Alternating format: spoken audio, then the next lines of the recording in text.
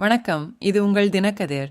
கோவையில் உள்ள அரசு கலைக் கல்லூரியில் தமிழ் புதல்வன் திட்டத்தை முதல்வர் ஸ்டாலின் வெள்ளிக்கிழமை தொடங்கி வைத்தார். அரசு மற்றும் அரசு உதவி பெறும் பள்ளிகளைச் சேர்ந்த சிறுவர்கள் உயர்கல்வி பயில்வதற்காக மாதந்தோறும் 1000 ரூபாயை இத்திட்டம் வழங்குகிறது.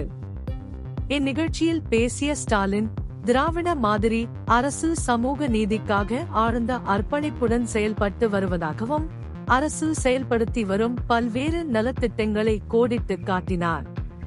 தமிழ் புதல்வன் திட்டம் குறிப்பாக அரசு பள்ளிகளில் 6 முதல் 12ஆம் வகுப்பு வரை படித்த சிறுவர்களுக்காக வடிவமைக்கப்பட்டுள்ளது.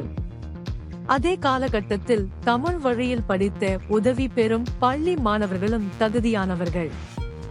இத்திட்டம் 3, 4 மற்றும் 5 ஆண்டு படிப்புகளை படிக்கும் மாணவர்களையும் 8 அல்லது 10ஆம் வகுப்பு முடித்த பிறகு தொழில்துறை பயிற்சி படிப்புகளில் சேர்பவர்களையும் உள்ளடக்கியது. கலை, அறிவியல், சட்டம், பொறியியல் மற்றும் மருத்துவ படிப்புகள் திட்டத்தில் சேர்க்கப்பட்டுள்ளன.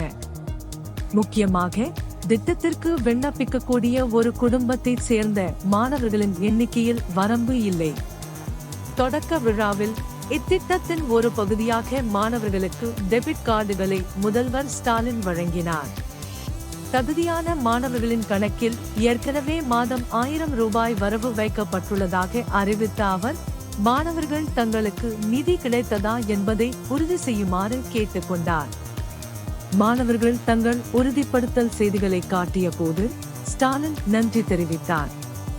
பெண்களுக்கு பொருளாதார சுதந்திரத்தை உறுதி செய்யவும், மாணவர்களின் கல்வி உரிமைகளை பாதுகாக்கவும் திராவிட மாதிரி அரசு உறுதி பூண்டுள்ளது என்று அவர் மீண்டும் வலியுறுத்தினார்.